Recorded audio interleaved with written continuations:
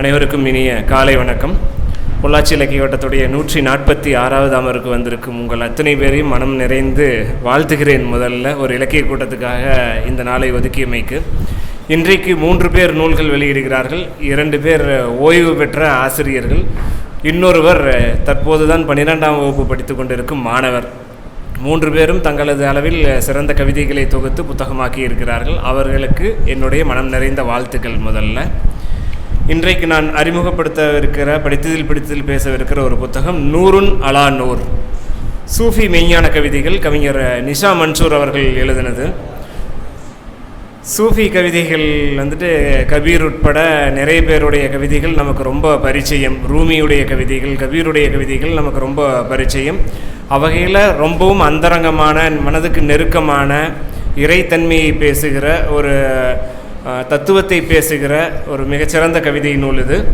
அதிலிருந்து சில கவிதைகளை நான் உங்களுக்கு வாசித்து காட்டலாம் அப்படின்னு நினைக்கிறேன். அப்போ இது எந்த வகையான கவிதை தொகுப்பு அப்படின்னு தெரியும். வெளிப்பட்ட அழகெல்லாம் உனதென்று உணர்ந்தேன், புகழப்பட்ட புகழெல்லாம் உனக்கென்று தெரிந்தேன். 4 வரி தான். இது கொடுக்குற தத்துவார்த்த அனுபவம் அப்படிங்கிறது ரொம்ப அற்புதமானது. என்றைக்கு ஒருவன் இறைவனிடத்திலேயோ இயற்கையினிடத்திலேயோ அல்லது ஏதோ ஒன்றினிடத்திலேயோ சரணடைகிறானோ அன்றையிலிருந்து அவனுக்கு புற உலகத்திலிருந்து கிடைக்கக்கூடிய துன்பங்கள் அப்படிங்கிறது எதுவுமே இருக்காது. அதுதான் தத்துவமும் மெய்ஞானமும் சொல்கிறது. ஆன்மீகமும் அதைத்தான் சொல்லுது. ஏதோ ஒன்றை பற்றி கொண்டால் போதும் அப்படிங்கிறது. வெளிப்பட்ட அழகெல்லாம் உனதென்று உணர்ந்தேன். அழகுன்ற இடத்துல நம்ம எதை வேணாலும் பொருத்திக்கலாம். என்கிட்டருந்து வெளிப்படுற எல்லாமே என்னோடது கிடையாது, அது உன்னோடது அப்படின்னு இவர் கடவுளிடம் சரணடைகிறார்.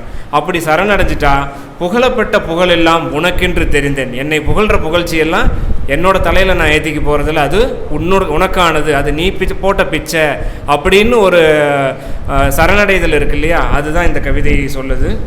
இது ஆன்மீகமும் தத்துவமும் அப்படின்னு சொல்கிறேன். இது ஆன்மீகத்துக்கும் தத்துவத்துக்குமான கவிதை மட்டுமல்ல. நாம் எதில் பற்றுக்கொள்கிறோமோ, எதை சார்ந்து இருக்கிறோமோ அதை இங்கு பொருத்தி பார்த்து கொள்ளலாம். நான் என்பது என் பாவங்களின் கண்ணீர் திவலை, நான் என்பது என் துயரங்களின் சிலந்திவலை, எந்தன் தொல்லைகள் அகற்ற நின்னை பணிந்தேன் தலை.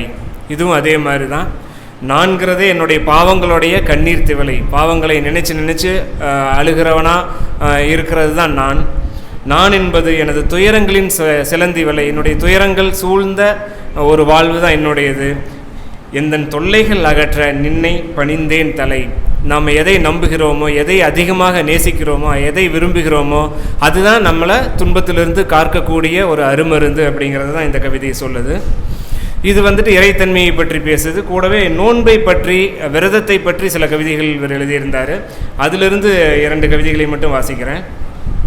வயிற்றின் பேச்சு ஆன்மாவுக்கு புரியும் போது உலர்ந்த நாவில் ருசிக்கிறது நோன்பின் சுவை. விரதம்ங்கிறது எவ்வளவு முக்கியம், நோன்புங்கிறது எவ்வளவு முக்கியம் அப்படிங்கிறத பற்றி, வயிற்றின் பேச்சு ஆன்மாவுக்கு புரியும் போது, வயிறு பேசுறது நம்ம ஆன்மாவுக்கு கேட்கும்போது உலர்ந்த நாவில் ருசிக்கிறது நோன்பின் சுவை. இதை பற்றி பேசும்போது கூட சொல்லிகிட்டே இருப்பார். நோன்பு, ரம்ஜான் நோன்பாகட்டும், மற்ற நோன்பு விரதங்களாகட்டும், அன்றைக்கு நாம் நோன்பு முடித்து சாப்பிட போகிற உணவை பற்றி தான் பேசுகிறோம். பிரியாணியை பற்றி தான் பேசுகிறோம். ஆனால் அந்த நோன்பு எவ்வளவு முக்கியம் அப்படிங்கிறத பற்றி நம்ம பேசுகிறதே இல்லைன்னு அவர் ஒரு முறை சொன்னார். அது மாதிரி தாய் அமுதூட்டுவது போல நோன்பு அருளூட்டுகிறது. நான் பசியுடன் இல்லை, நோன்புடன் இருக்கிறேன். என் நோன்பு குறித்து, என் தொழுகை குறித்து, என் வழிபாடுகள் குறித்து பகிர்ந்து கொள்ள ஒன்றுமில்லை. அகப்பயணத்தின் வழித்துணைகள் எப்போதும் அந்தரங்கமானவை. நம்ம ஆன்மீகத்தை எப்போ பொதுவில் கொண்டு வந்து வச்சோமோ, எல்லாருக்கும் அது பொது அப்படின்னு கொண்டு வந்து வச்சோமோ, அப்போ தான் எல்லா பிரச்சனைகளும் ஆரம்பிச்சுது. ஆன்மீகம்ங்கிற அந்தரங்கமானது, ஒவ்வொருத்தருக்கும் ஒவ்வொன்றானது, ஒவ்வொருத்தருக்கும் ஒவ்வொரு கடவுள், ஒவ்வொருத்தருக்கும் ஒவ்வொரு நிலை, ஒவ்வொருத்தருக்கும் ஒவ்வொரு பற்று. அது தனக்குள்ளேயே வச்சுக்கிட்டு, தனக்குள்ளேயே தொழுதுகிட்டு, தன் வீட்டுக்குள்ளேயே வச்சுட்டு இருக்கிற வரைக்கும் நமக்கு பிரச்சனையே இல்லை. அதை வெளியில் கொண்டு வந்து இதுதான் என் கடவுள், இதுதான் எல்லாருக்குமான கடவுள் அப்படின்னு வைக்கும்போது தான் பிரச்சனைகள் ஆரம்பிக்குது. அதை தான் இந்த கவிதை சொல்லுது. என் நோன்பு குறித்து, என் தொழுகை குறித்து, என் வழிபாடுகள் குறித்து பகிர்ந்து கொள்ள ஒன்றுமே இல்லை.